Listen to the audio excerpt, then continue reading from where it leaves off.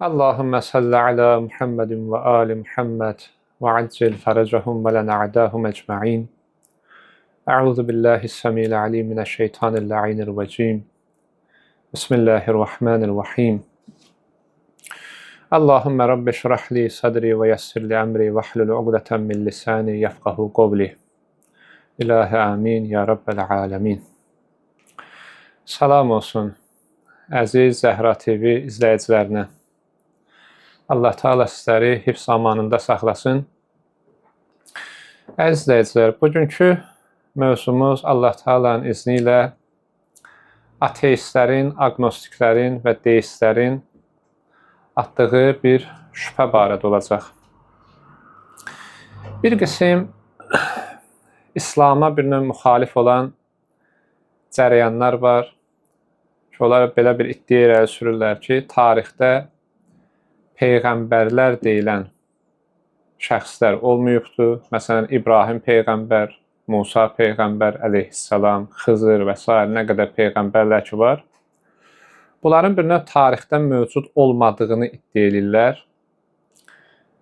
Belə bir şübhə ortalığa atırlar ki, əgər 124 min peyğəmbər gəlibdirsə və hər bir qövmə gəlibdirsə, nəyə görə 124 min peyğəmbərdən çox az bir qism haqqında məlumat verilir?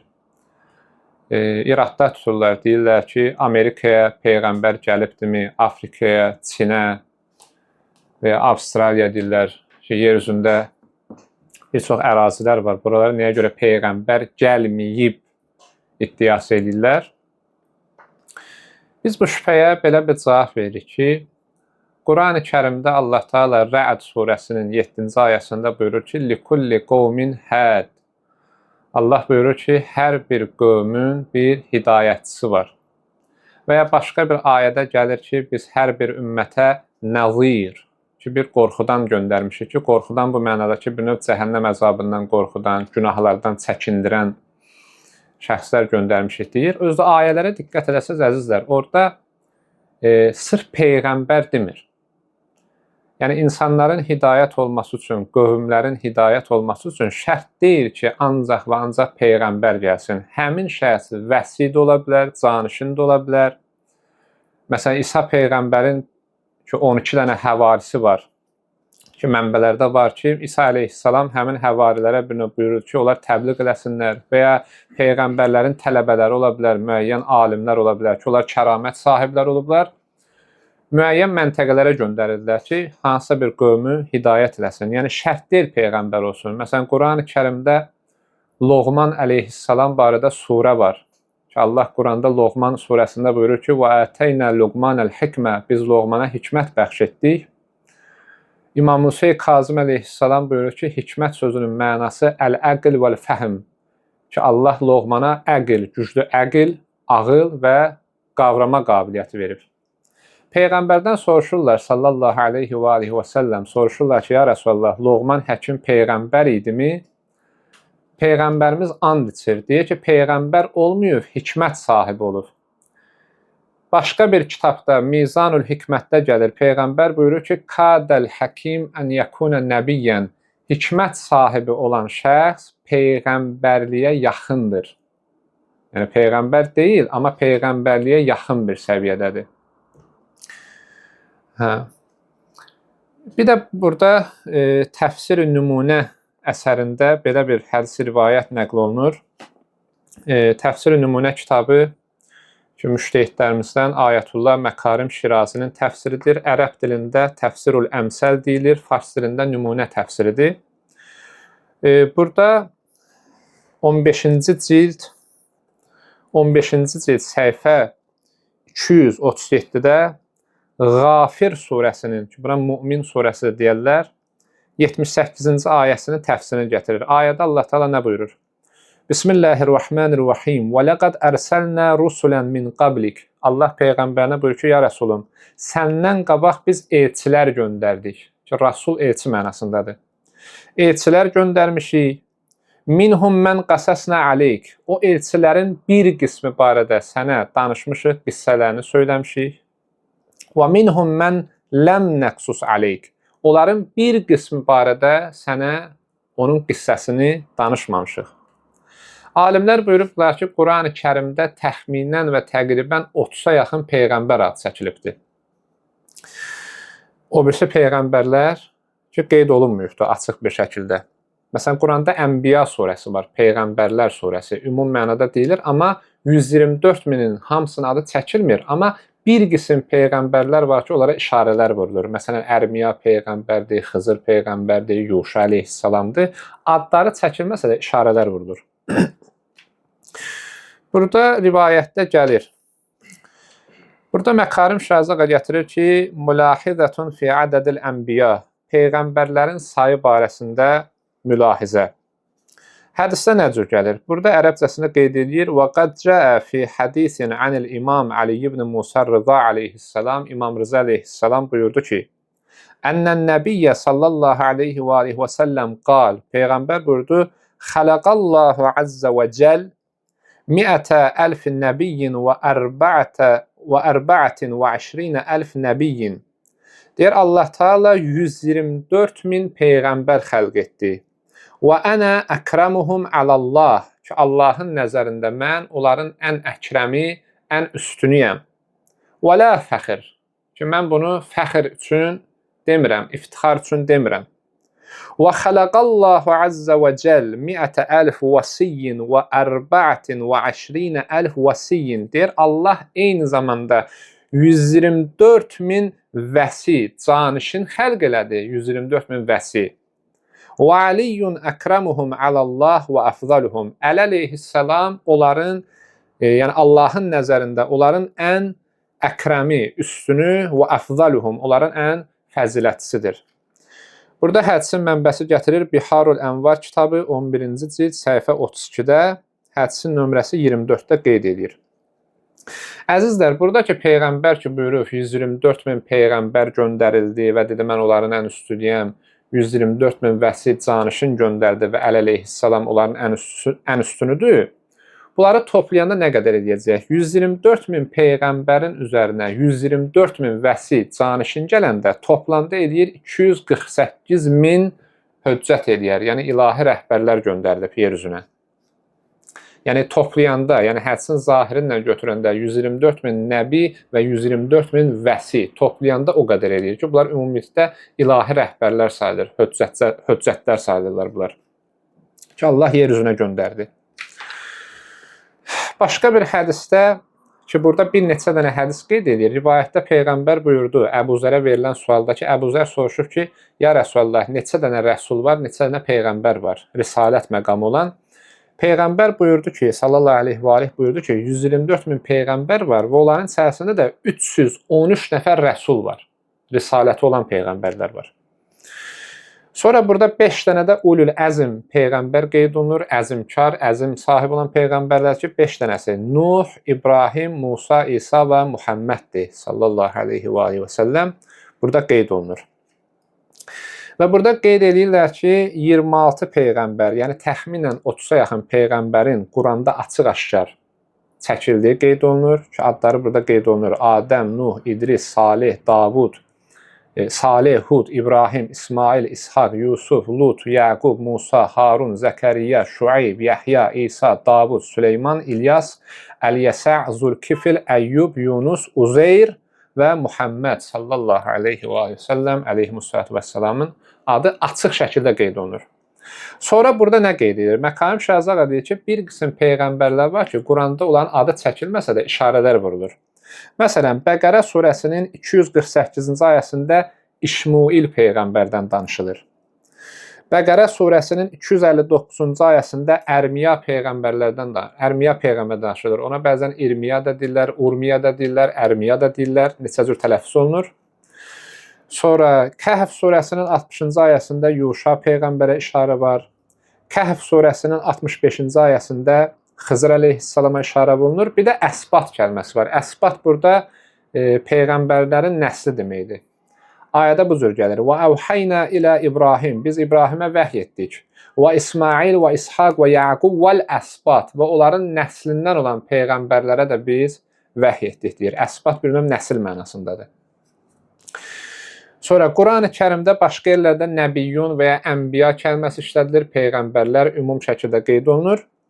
Bir də burada belə bir hədis rivayət də nəql olunur Əli əleyhissalamdan. Məkarim Şirazi ağa yazır burada. Min ba'dir rivayatil varidə fi məsadir sünnə və şiə ki, əhl-i sünnə və əhl-i şiə rivayətlərində qeyd olunur. Ənəllaha ba'sə ba'dal ənbiya min zəvil bəşərətis səudə. Deyir, Allah Teala bir qism peyğəmbərlər olubdur ki, qaradərli insanlara da göndərilib. Yəni Afrika cəmaatına da göndərilib. Kəma yəqul Əllamə Ət-Təbərsi rəhmətullah aleyh məsələn fi Məcmu'l Bəyan. Məcmu'l Bəyan təfsirində hədis nəql olunur. Ruviyə an Aliyyin aleyhissalam ənəhu qal. Əli əleyhissalam buyurdu ki, Bə'ətəllahu nəbiyyən əsvədə. Deyir, Allah Teala qaradərli, zənci bir peyğəmbər də göndərib qaradərlilər üçün. Dalınca görün nə buyurur? Əli əleyhissalam buyurur ki, ləm yəqussu qissətəhu. Lakin onun qissəsi barəsində Allah danışmayıbdır. Burada da hədisin zahirindən belə başa düşülür ki, yəni Qurani Kərimdə onun adı çəkilməyib. Biz qeyd eləmişdik ya, Quranda 124 mindən 30'a yaxın adı çəkilir, qalanların adı çəkilmir. Bir də əzizlərim, bir rivayətdə var ki, Loğman əleyhissalam barəsində Əli əleyhissalam buyurdu ki, Loğman əl-Hakim əleyhissalam kənə abdən həbəşiyyən. Loğman əleyhissalam deyir, Həbəşistanlı bir qul idi. Həbəşistan deyildikdə Afrikanın şərqi qəsd olunur, yəni Efiopiya arası qəsd olunur.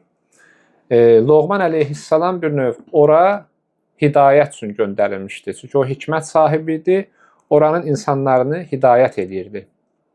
Tövhid əqidəsidir, təkallahlıq əqidəsini çatdırır. Hətta bəzi rivayətlərdə qeyd edirlər, deyirlər Loğman əleyhissalam hikmət elmi ilə əlavə tibb elmini də güclü bilib.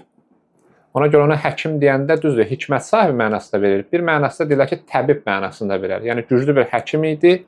Buna müraciət edirdilər ki, sağalmaz xəstəliklərdə bir növ şəfa tapmaqdan ötürü. Gördüyünüz kimi əzizlərim, Əli əleyhissalam buyurdu ki, Allah qaradərlilərə də, Afrikaya da bir növ peyğəmbər göndərdi. Birində Nəbiyyən Əsvəd deyir. Bir dənə də Loğman əleyhissalam barədə hədis var. Düzdür, Loğman əleyhissalam peyğəmbər olmasa da peyğəmbərliyə yaxın idi. Biz əvvəldə qeyd elədik, peyğəmbər buyurur ki, Kədəl həkim ən yəkunə nəbiyyən. Hikmət sahibi peyğəmbərliyə yaxın bir şəxsdir.